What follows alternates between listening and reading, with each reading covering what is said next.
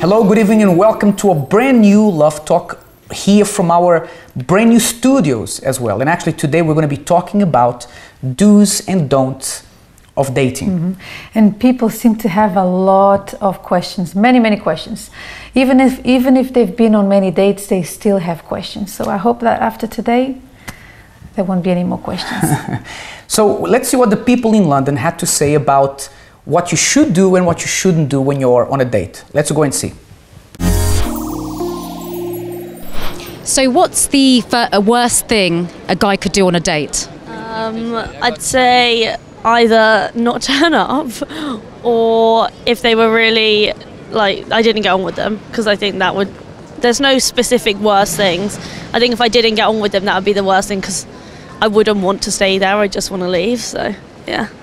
And what's the best thing a guy could do on a date? Probably make me laugh, and then the rest would probably be a lot easier. I wouldn't have any reservations about it. If I felt comfortable and they made me laugh, then that would be great. Yeah. Probably not show up would be the worst thing. Not show up. And if they did show up, what would be the next thing? Probably running late is that's the worst turn off. And then not paying, I think, is a bit of a turn off as well on a first date.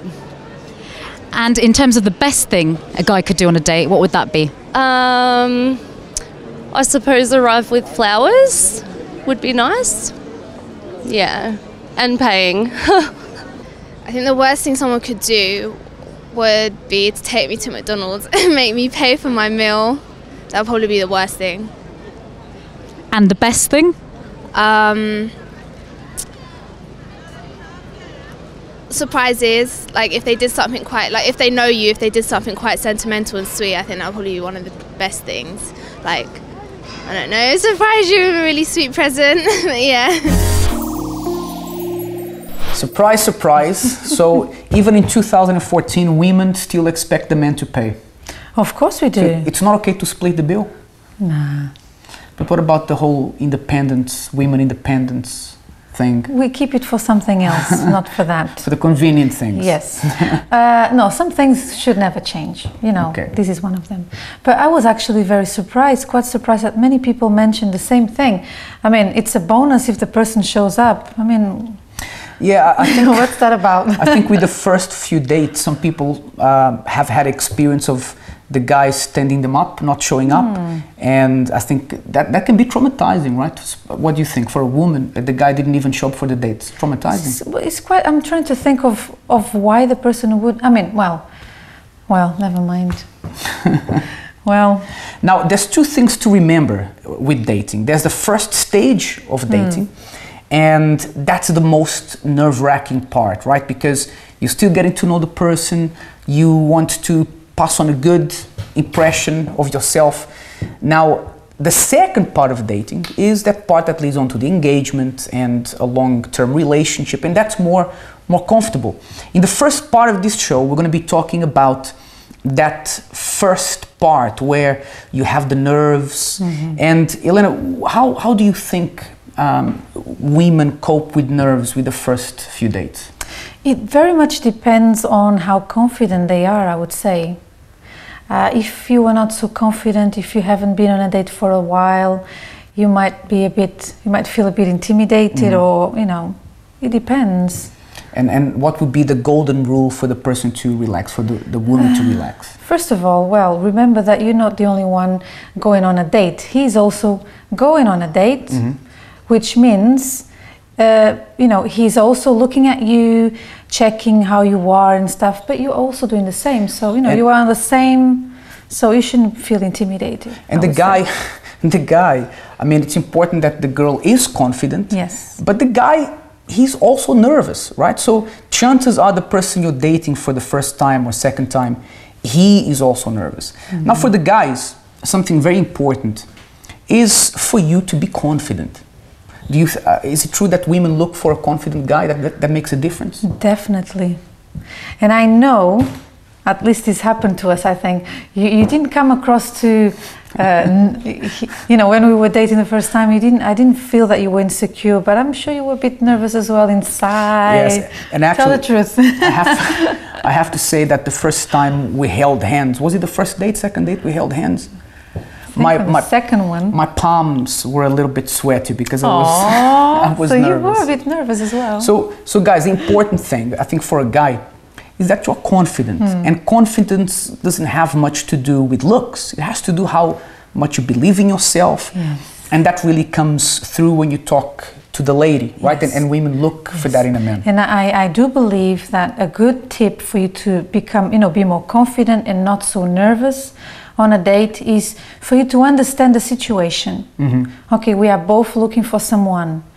We are both, so I'm not better than him, he's not better than me. No one is like trying to spot imperfections. We are both on the same level, so you shouldn't be nervous. Just now, going back to what we were saying about the guy paying the bill, you know, although times have changed, some things never change. And being a gentleman is top of the list. I believe one of the... It's very attractive. It's attractive, right? So the guy has to be confident, he has to be a gentleman, pull the chair when she's going to sit down, hopefully not too far so she doesn't fall on the ground. Although, in some cultures, it's quite offensive if you want to pay, if you want to offer to pay the bill, or even to be too much of a gentleman. We know some countries, like Sweden is one of them, so it depends, but majority of places and people like to, That's you know, right. women like to be. But being that we are in the UK, it's never, actually the UK is a country of the gentleman, right?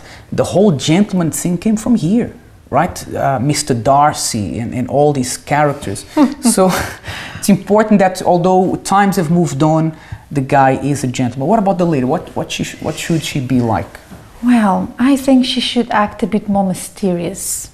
Not too talkative, not too in your face, like, oh, you know, I've achieved this degree and I'm so good at this and so good at that, because we love talking. I mean, there are very few exceptions. I hadn't noticed. But it's true. So, you know, take it easy. Just listen. Listen to him. Give him a chance to speak. If you see that he's not talking too much, because naturally men don't talk a lot. There's also exceptions to this rule, but you know, give him a chance to speak and see what happens. Yeah, and you know, this thing of men not talking too much, that's a whole nother subject, but I'm in that category as well, believe it or not. Now, we had an interview with a dating, actually, Elena, you did that interview. Yes, I did. I was really pleased to meet her. She's a very nice lady, and she has a lot to talk about when it comes to dating. So we want you to see this interview from a dating coach, Joe Barnett, and you'll see how she has some excellent tips if you are just starting to date now. Let's see what she has to say. Hi everyone, I'm here with Joe Barnett. She's a dating coach and a relationship advisor, expert, I would say. And I have a few questions for her. So let's see what she thinks about the whole thing called dating. So Joe, why do people struggle so much on their first date? There's a lot of reasons why people might struggle. It depends on their expectations, you know, what they're looking for. If they've come out looking for Prince Charming or the one, and they're waiting for that magic spark to happen and it just doesn't happen, then they might feel frustrated, anxious, upset, or they might just be underconfident and suffering with their own nerves, or feeling like they're making mistakes, not coming across well, too much in their self and not thinking about the other person in front of them enough. All right. And from what you've seen, because I know you see your clients, you give them advice and everything, what are the common mistakes that people make when they go on a date? Yeah, picking up from my last train of thought, they will often look more at themselves and not think about what the person wants. You know, if you want to have a fun night out, then how do you have to come across? You have to be fun, you have to be relaxed, you really just want to be putting the other person at ease. Common mistakes would just be someone who talks too much about themselves. That's one of the biggest common mistakes. I know you just mentioned you shouldn't talk too much about yourself, but can you remember any other main ones that you could share with us? Sure. So the things not to do Yes. is not to be negative. So no moans or groans, no talking about exes. If your job's not going brilliantly, that's not a subject either. You really want to talk about neutral things and find some common ground. Really stay interested and focused on the person you're with. You know, switch off your mobile phone. Did you hear that? Because nowadays everyone Yeah, it's rude. all on their phone, isn't it? And don't be looking around the room. You know, don't be looking bored, because people pick up on that vibe, and the person that you're with will be just as excited as you are. So those are some of the don'ts. So some of the do's are smile. You know, when you first turn up, you have a second or 3 seconds to make a first impression. Smile at that person, give them a warm welcome, good eye contact during the date, good body language. Asking questions about the person you're with actually makes you a really interesting person. So wanting to find out about that person who's in front of you, and sharing something about yourself at the same time, being yourself, you know, allowing a bit of humour and a little bit of vulnerability. You're both in the same situation, you're both on a date, you're both wanting to make a great first impression. So recognising that you're both in that same boat. All right. Thank you very much for your time. We really loved, you know, talking to you today. Thank you. Thank you. Right, we're going to come back to those tips in just a moment. And after the break, you're going to see a very, very funny sketch of what usually happens that is good and that is bad when people start dating. So don't go anywhere, because we're going to be discussing how to make your dating experience better, how to be better at dating. Not that we want you to be a serial dater. Hopefully those dates are going to turn into... But get it right. Exactly. Hopefully they're going to turn into a serious relationship. So don't go anywhere, we'll be right back.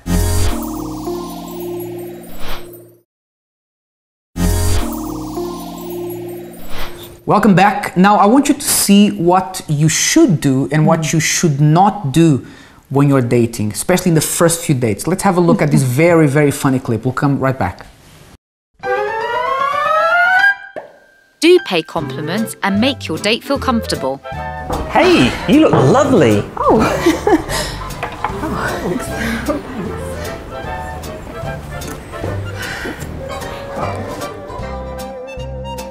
Always be yourself.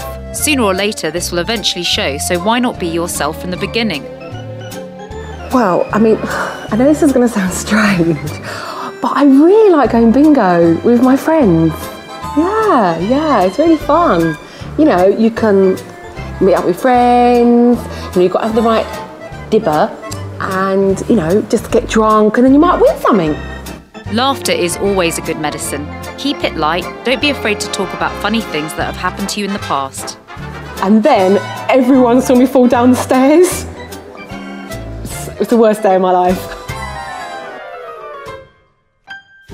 Don't propose on the first date. Well, I really want a baby. I mean, maybe 2 babies. But then we'd have to get a bigger house. I mean, in a better area, because, you know, where I live at the moment, it's a bit dodgy maybe, but, you know, we can work on that. But actually, where do you live? Maybe we can sort of, you know, buy in together or something. Or, maybe we can even get a dog. Check, please. In the 21st century, women are indeed more independent, but it's always good practice for men to pay for dinner in the first date.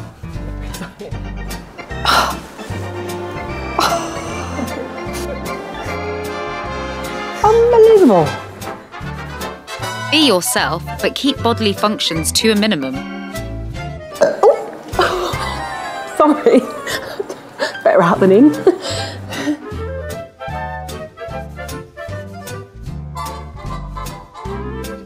Don't keep checking your messages, emails, or start taking calls.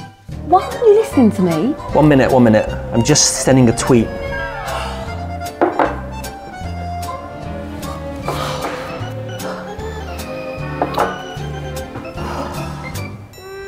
Unbelievable. And finally, don't show up like you've just finished running a marathon. Oh, hi, I'm Kate, I'm your date. Oh, this is really good. Oh. Right. Now let's talk about some of those. I love the some last of those one. points. Let's talk about the bodily functions, right? Oh the my God. burping when it's not something else. And she said better out than in. What do you think, Lena? Do you think that's part of being yourself? You should never do that. It's not ladylike. But maybe it's men-like. Well, no, you don't do these things. Really? Yeah, we all know that people burp and everything, but you know, you don't do that. Especially on the first few dates. Yeah, unless the person is choking and something's happening, but not just, you know, I'm gonna burp now and... Yeah, and you know, we're not telling you not to be yourself, just be yourself to a certain extent, right? There are certain things you don't need to reveal right in the first second. What about the lady or the guy showing up as if he's finished a marathon, sweaty, his hair? I'm gonna tell you something. Some time ago, there was a trend of putting the comb, you know, leaving the comb on the hair. And I approached that person. I said, listen, I think you forgot the comb in your hair, on your hair. And she said, no, it's cool to, you know, have the comb. I think I missed that trend. Oh my God, yeah, of course. You have to, you know, make sure you plan ahead, you know. And of course, to do with these two things we just said, the bodily functions and you know, getting ready for a date, you know, appearance is not everything. But it is something, right? Especially on a first date. Exactly. You do have to make an effort because you want to make a say, first good impression. Of course, and it says a lot about you and you know what you are about. If you are serious or less serious, if you are a bit more, you know. Yeah, and of course you should be comfortable. You should have your own style, but you know, be presentable. Do your best. Wear your best cologne. Your best hairstyle. Now, Lena, what about people who are too eager and they propose on the first date? They want to know if they can move in with you and want to get married after the first few dates. How? This is a no again. You're going to scare the man away, or you're going to scare the woman away, because you know there's this thing, oh, women, they do that, but men do that as well. But if the woman is looking for commitment and the guy says, I really want to marry you, isn't she happy with that? Not necessarily, because you don't know the person. I mean, you need to know more about the person. I mean, you don't just say, oh, I want to have kids and do all these things, because maybe the other person has commitment issues. Yeah, and of course, if you do talk about your plans for the future, that one day you want to get married, that's probably okay. I think everyone likes to hear that. Indeed, in one day you decide to get married. Just don't propose to the person. Yeah, don't propose to the person on the first date. Yeah, right? Don't scare the person away. You know. Now, last don't that you saw there in that video is what we spoke about before: splitting the bill. Right? There was another one that I would like to talk about. Which one is that? Before you go into this one, is the mobile phone. Okay. Yeah, do you have something to talk about? Which he does up until today. Sometimes we go to a restaurant and you are on your phone and say, please, can we not have any phones, please? But I'm trying to change. Yeah, people are a bit, thank you. People are a bit too addicted to technology now. If it's not the phone, it's these new watches that send you messages and stuff like that. I mean, you know. Yeah, and you know, when you're not cool. in that moment of the date with that person, the person wants to get your undivided attention. And that's very important. There's probably few things are more rude than making someone feel like they're not important. And if you're checking your emails and checking your texts and tweets and Facebooks and whatever you, that person's going to feel left out and like they're not important to you. Well, be sure to lose many points because, of course, you're going to lose points because, you know, you are there, you want to hear from the person, you want to talk, and you're there on the phone. No. Absolutely. So we're going to skip the split bill because we spoke about that earlier. We're going to talk now about the do's, what you should do in a date, right? We mentioned being yourself, and that's extremely important, right, Lena? When you first start to get to know someone, tell the person what you're about, what your interests are, what your hobbies are. It's actually a recipe for disaster when you try to impress the person, trying to be someone you're not. Because first of all, you're going to be found out, and it's going to look really bad on you. And well, I don't know about every woman, but I could, for example, when we started dating, I could quite see what you were a bit about, if, the kind of guy you were. But you know, if you try to be something that you're not, it shows, and it looks a bit. It looks silly. Yeah. So very important. Do be yourself. You know, talk about you don't need to talk about yourself the whole date, but do you know, show a bit of your personality, show a bit of your likes and dislikes, and also. Something you should do is listen to the other person when they talk, right? Yes, and linked to that, I wanted to say, don't just go to a date already with your mind made up, like, oh, I only go for this type of guy. No, be open-minded, listen to the person, let the person talk. Who knows? The person doesn't have to be like you to be the perfect match. I mean, we are very different from one another, and it works. And here's the last thing I want to talk about before we go into the break. Something that Joe Barnett spoke about, the dating coach, and that is to smile.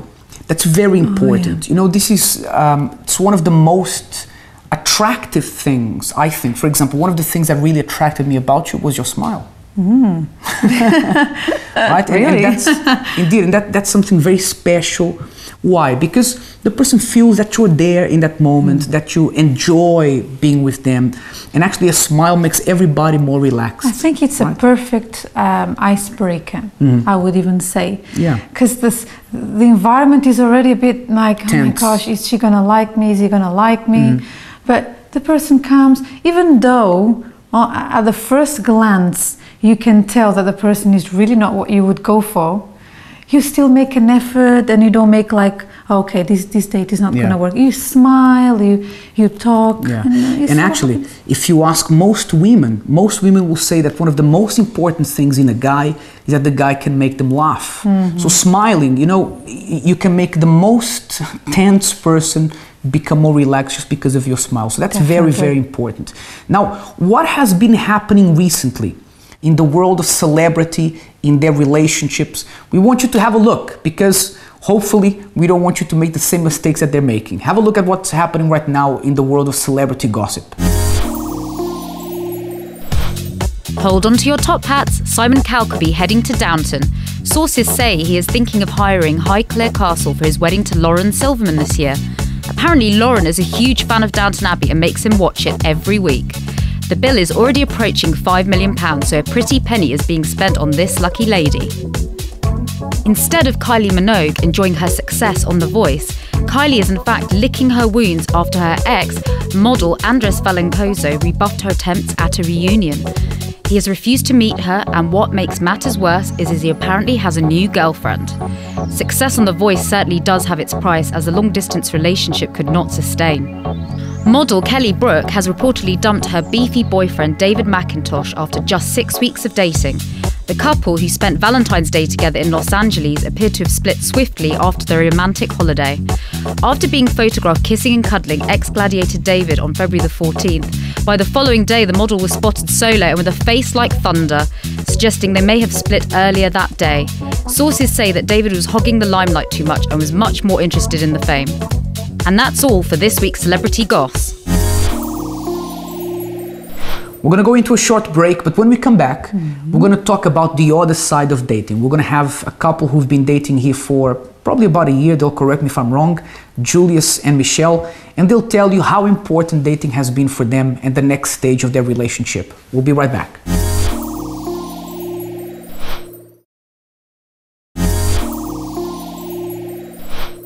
Welcome back. We're moving on now to the second stage of dating. Now we've spoken about the first few dates.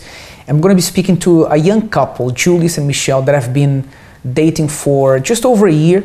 And actually, you guys are engaged to be married. Is that right? Yeah. Wow, that was, you're on the right track. So welcome to the program. Yes, Tell us, how was your first ever date? How did that go? Well, for me, I was a bit nervous. You know, it was a long time since I went out with anyone, so it was a bit nerve-wracking, but... Who paid for the bill? That was me. Yeah. Tell us a bit more. Sure. Where did you meet? What did you do? How was it? Well, where we met was I was performing at an event, and she was there watching the event. And well, I briefly saw her when I left the event, and after the event, I got in contact with her to find out how the event went, and if there was anything that we could do better to improve it for when we go and do it next time. And from there, we just got to talking, and things really just developed from there. So you didn't call her with that question with second intentions? Oh, no, it was totally just a little bit. It was totally innocent. Now, the first date, Michelle, were you nervous on the first date? I was nervous. I was really nervous because it was the first time that I'd ever done that kind of thing, like been on a date. So I was really nervous, yeah. Okay. Now, I mean, so cute. Now, you guys have been dating for a while, right? You recently got engaged, is that right? Yeah. Okay. Now, how important has dating been for you guys? What is it about for you, dating? How important is it? Well, for me, even though I knew her before we started dating because we were friends, but since we started dating, I got to know her even more. And I think that's one of the key things is having a communication with that person. You're not just there just to be there, but you're there to get to know the person even more, know things about them that you necessarily didn't know before. So in dating anyway, that's one of the main things for me was the communication and the talking and really getting to ask questions and know things about her. Right. Now, I mean, how long after the first, how many dates did it take until you were more relaxed and you were no longer nervous? Well, the thing was, okay, we were talking for like a long time before we started dating, but because it was still my first date, I was still nervous, and I think we just had to go out more often together for me to calm down a bit. But I think I was okay. Even after on the first date, I was nervous in the beginning, but after a while, I kind of loosened up a bit. So, was there any faux pas? Anything that happened, like, you know, like we saw on the videos? Any don'ts? Any don'ts? Anything that you did? The question is for both of you, okay? Yeah. Okay. I don't think I remember anything like that. Maybe the phone, but it was... This one is a confident one, I can tell. It was the phone, but it was really small. It wasn't, like, you just took it out, put it back in. The phone. So you were going to check your phone, but then you said, what am I doing? I said, I'm going to leave it. I just once I went to the toilet, I just texted quickly and then put it back in. Okay. Good move, good move. Now, the thing about dating is that after you've dated, you know, you went out on a few dates and you saw that, you know, this person could be someone who, you know, a relationship could come out of this. After you got past that stage and you knew you wanted to get to know each other better, was dating still something important after that, or is it still important now? I would say yes, because dating, people kind of see it as the fun part. I mean, it's fun because it's the getting to know part, but after a while it becomes more serious, where it's more than just getting to know, it's getting to see whether this person can be somebody that you may spend the rest of your life with. So there was still the fun part to it, because I'm a fun kind of person, so if it became all too serious, I wouldn't be able to, it would become, I don't know, I just wouldn't like that. There'd still have to be the fun element to it, the dating, the going out, you know, but obviously, you know, there's a serious part as well, you know, discovering more about the person, deeper things than just, you know, what are your likes, what are your dislikes, kind of thing. When did you kind of establish that you were compatible? How long after your first date? Well, before we started dating, we knew we had similar things in common, but I think maybe a couple months down the line, we started to realize that, you know, there's even more things that we have in common. Found it kind of strange. We're like, wow, we have this, we have that, we have that. So yeah. So you thought this could really work. Yeah. Right. Now, for you are now engaged. You have big plans, right? I'm not going to ask you for the date here now so that we don't have people get crashing your wedding. But so dating worked for you guys, right? It was something important for you to get to know each other a lot better, right? Did you find out things that you thought could be a problem in the future, something that you guys had problems about, arguments about? Well, I wouldn't say we had really any arguments about anything in the future. You disagreed about some things, right? Some things, but not that many. It's just, I just, because he's not so much of a, he can be a talker at times, but he's not so much of a talker. Whenever I had a problem, I would come to him and say what it was, but he wouldn't really say anything, and it kind of got on my nerves. Bad move. Yeah, it didn't help me at all. So I just realised that there are differences in our character that I would have to learn how to deal with. Although this thing of him not being talkative, I mean, we've discussed this in the program before, that this is a common thread with most men, right? And actually, Elena, you touched on that earlier. You said that women, they tend to talk more than men, right? Yes, and we all know that women like to talk and men don't like to talk, but it depends on what you want to talk about. Because if I promise you that if I sit down with my husband on, when is it? Sunday night? No, Saturday night, and talk about football, we have lots of conversation. It will just for a few hours, right? Yes. Or if I'm talking about, just nonsense, like, I'm trying to, I'm pretending that I understand what is going on, who is playing, then he will just switch off and just ignore me. But usually, if you try to find the kind of stuff that interests him, then it's a good, but I think you should make an effort as well. Right, so you found that out, that he didn't talk that much. Now, I want to ask you something. When did you say, this relationship needs to go to the next stage? Because a lot of people will say, you know what, we've been dating for 2 years, for 4 years, and we're not moving anywhere. When did you feel that you had to make the next step? Well, I felt that we need to take the next step in, let's say, between 6 to 8 months into the relationship. And I was kind of planning it for some while actually. But when I first initially started dating Michelle, I really said to myself, between 6 to 8 months, I should know, or I would know if she's someone that I could spend the rest of my life with, or if this is not going to go anywhere. So around that period of time, I kind of really knew that. So you set yourself some goals and planned out. This is very I mean, of course, you said that because, for example, marriage is important to you. There are people who will say, look, marriage is not that important for us. We just want to be together. You guys actually wanted to get married. So after you said after 8 months, you thought, this is going to work. This is the right person for me. And you popped the question, or was that later? That was a couple months later. Okay. So now things are going well. Now another question. This is an important one, right? Just because you get married, it doesn't mean that you stop dating. You need to continue dating, right? Yes, please. The dating period, needs to carry on. Now you guys are still dating, I hope. Yes. Still looking to make your relationship better. What do you do to try to make your relationship, even though it's a new relationship, but to keep the dating element fun and going? What do you do?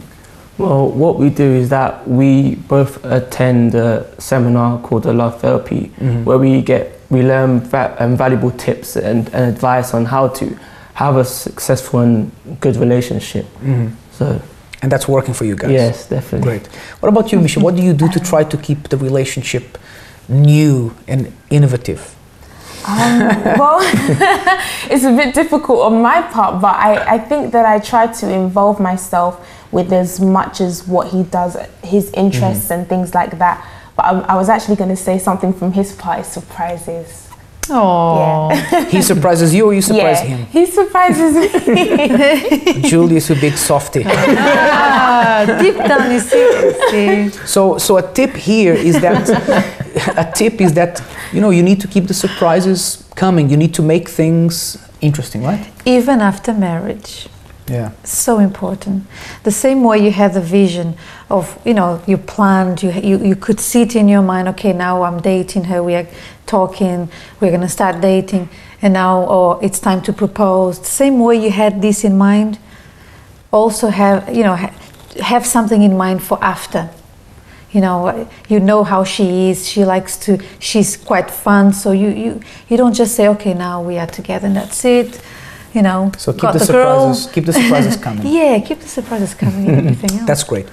We're going to go into a break now, and I want you to have a look at this question we're posing to you now, and think about what the answer to this might be, because when we come back from the break, you're going to see how this pans out. We'll come right back. From a recent survey, what percentage of people said they had a long-term relationship that came from a one-night stand? Is it A, 43%, B, 27%, or C, 10%? We'll tell you after the break. Before the break, we asked you what percentage of people said they had a long-term relationship that came from a one-night stand. And the answer is B, 27%. So you can see that one-night stands, they don't really work in action. I mean, in my opinion, that's my personal opinion, from what you saw there, from the percentages you saw there, sometimes it seems like they do. But chances are that most people who have a one-night stand, they are usually in an altered state of themselves. And many regret it. I believe so. Absolutely. Now, what I wanted to ask you guys, Julius and Michelle, is that, a lot of people will say like this, look, you guys are very young, how can you think about even getting married? And the dating period has to lead on to something, right? I mean, if, like we said, the person may be married and they will continue that feel of dating and, surprising the person. But why did you feel like you wanted to get married? Why did you feel the natural progression was to eventually get married? Well, as you said, James, is that, when you're dating, there is a next progression, there's something else after that. And, we felt that, we went through the dating stage and that we were at that point where we wanted to take things further. We wanted to move on to a life where you have someone by your side every day. You have someone that you wake up to every day. You have someone that is there supporting you every day. You have someone that you can share your goals, you can share your dreams, your future dreams and plans with. That's quite mature, for the rest of your life. But a lot of people think of it the other way. You said someone to wake up next to every day, and a lot of people say waking up next to the same person every single day. No way. Yes, it sounds as if it's something terrible. So you're breaking the mold. So you actually look forward to that. Yeah. Yes. Okay, so you are breaking the mold, because the thing is now, Elena, the majority of households are no longer households with couples who are married. That's actually a minority now. Very, very sadly. Yeah, it's true. It's a reality. And as time goes by, people seem to have lost interest in getting married and the whole family thing. Yeah, it's like, one bad forgive me, one bad forgot the word now, experience makes many people is making many people say, I don't want this for my life. And I truly believe that there are people who are not married and love each other and are in committed relationships.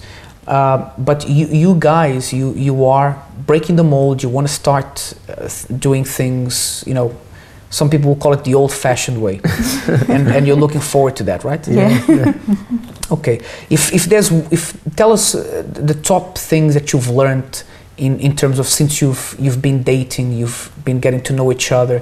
What have you learned about each other that's important, about not being alone anymore and having someone to think about? What is it that you've learned with this experience? Well, for me, what I would say is that, as I said in the beginning, it's important that you communicate and that you get to know the person, how they are, their likes and their dislikes. So then, you can avoid those dislikes and do so much more the likes. So dating is a lot of talking as well involved. There's a lot of talking. Because some people, they tend to think that dating is a lot of partying, a lot of going out, which is also something that we do when we date. But talking is very, very important. What about you, Michelle? What did you learn with this whole process? And you're still learning, I imagine. I'm still learning is to be supportive. because there was actually a time in our relationship where we were talking, and we were talking about things that we could do to improve. And he said that I should be more supportive of the things that he does. All right. How did you deal with his honesty? Tell us about that. It was on the phone, so I was just like, okay, all right. You know, I was willing to take whatever he said. It was the only thing anyway. So I wasn't that bad, but it was the only thing until now. Until now, trust me, there will be still more things. I'm sure to come. But actually, something nice that I noticed that you said earlier is that you've learned to take interest in the things that he does. Now you said that you've learned to be more supportive. That's very important, because a lot of, especially young couples, they think a lot about themselves and what I can get out of it. And you're talking about what you can do for each other. Is that important? Yeah, definitely. I had to learn not to be so selfish, because you tend to have that frame of mind sometimes, when you start dating, it's going to be what you are going to feel and how it's going to be for you. But then you have to remember that it's not just you, it's the other person as well. And I tell you, that is a key thing in marriage. When you understand that a marriage, it's all about giving and not, oh, he's there, he needs to make me happy. You know, if you focus on making him happy and he focuses on making you happy, it's gonna work. Yeah, I remember there was a slogan, I think from the 60s, if I'm not wrong, that went, it's not what your country can do for you, is what you can do for your country, right? And in a relationship,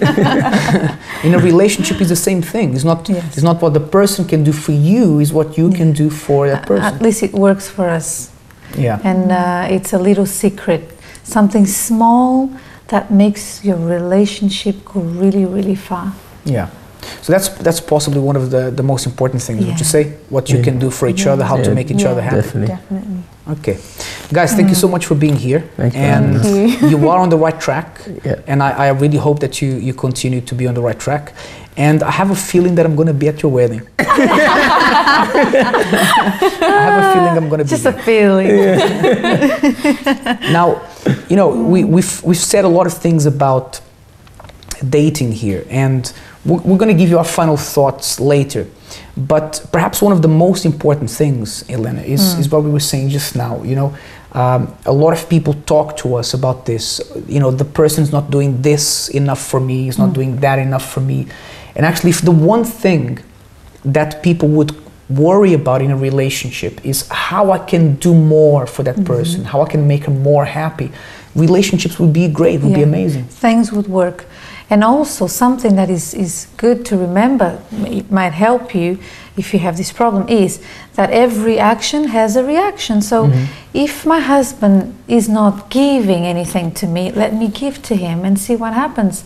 Well, what will happen is that he's gonna see what you're doing and you know, wanna give back.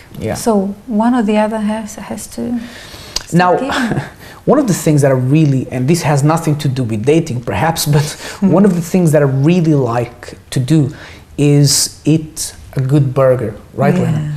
And Elena set up a date for me, so it has to do with dating. And you like to take me along, and then I put on weight, and he never does. No, but anyway, she doesn't put on weight. Yeah, right. But she set up this amazing date for us where we went for an awesome, amazing burger, one of my favorite burgers, and you know, maybe it's a great idea for you to go with your partner. Have a look at how it went. James and his burgers.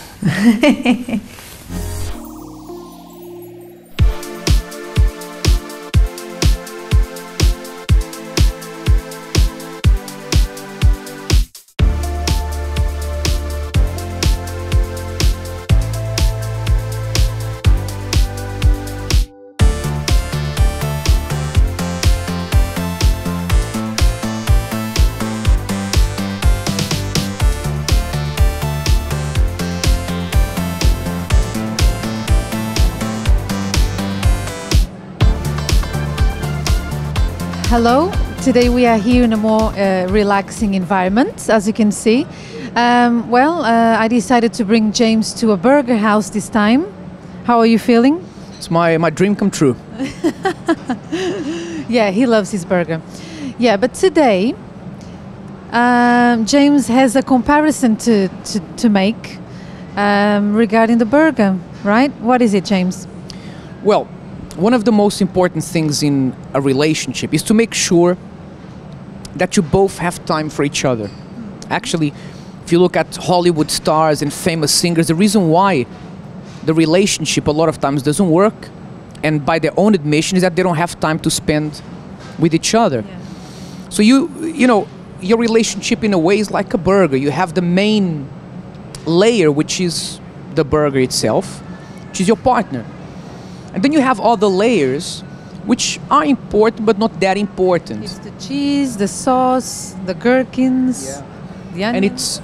And it's like your job, right? Think about your job. If your job is taking so much time that you have no time to spend with your partner and is causing problems, you can always get another job. But if your partner is important to you, then you can't get another partner. So, Elena, the lack of time that people have today, because more than ever, we have little time for everything today, and that's affecting many relationships. Yeah, what's happening at the moment is that there are many distractions. There are many things. There is Facebook, Twitter, all these, these things, social networks, and so many more things. You need to give attention to your friends, to family members, to everyone. But sometimes you don't do this with your partner, okay? And what we are trying to do is comparing a relationship with a burger, okay? As you can see, it's made of sweet and some bitter parts, and they all make a very tasty, juicy burger. And the important thing is you need to prioritize things, right? If your relationship is important, then if there are things that are taking you away from your partner, whether it's friends outside the marriage, whether it's your work, whatever it is, you need to think that the more time you spend with your partner, the better you'll know each other and you enjoy each other's company more. But if there's something taking you away from each other, then it's better that you sacrifice that. Remember, no time is more important other than the time you spend with your partner. Okay? It's been a pleasure to be with you. We'll get on to eating our burgers now.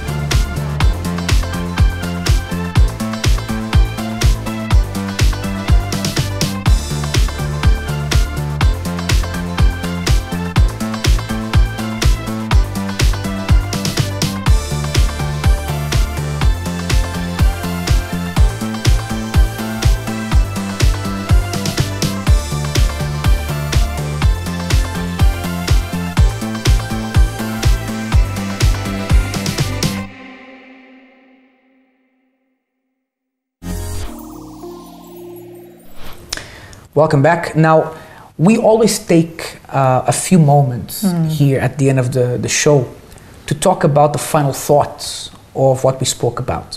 And the first thing is that dating should not be seen as a sport, right? As something you do with different people as much as you can.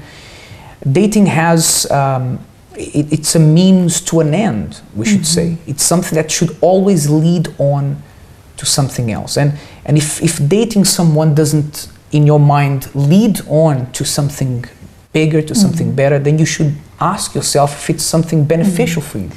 And perhaps choose not to go on a date just for the sake of going on a date because everyone else is going on a date. Because what's going to happen to you is this. Every date you go on that doesn't work, it's going to be a mark on you. It's going to knock the confidence of Exactly. And imagine what this can do to you as years go by because you're still looking for the person. So here's something to think about. Yes. So, I mean, do take it as something that can potentially lead on to something better, to something bigger. Like we said earlier, I don't think dating should be taken as a sport, that you should try to keep score how many dates you've been on. And because you went on more dates than your friends, you're better or worse. It doesn't work like that. And the second thing is, if you do go on a date, first time, second time, then enjoy it. It is something that you should enjoy, that you should relax, make the most of it. And if it works, great. If it doesn't work, no problem. Yeah. Very few people marry the person they went on the very first date with, right? So I've never had a date and I have one date, my first date ever in my whole life is with her, and I end up marrying this person. Rarely does that happen. So if you went on a date and it didn't work, no problem.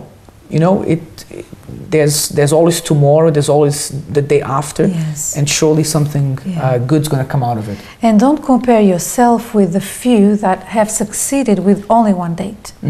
Maybe you've heard of a case where, oh, they went on a first date and now they've been married, happily married forever. People are different. Everything is different and no one is the same. So don't compare yourself with other people. And if one date didn't work, remain positive. The next one will be better. If not the next one, the one after, and so on. So that's my advice. That's right. We hope that this program has helped you and that you see dating with in a new light. And we hope to see you again next time. Have a wonderful night.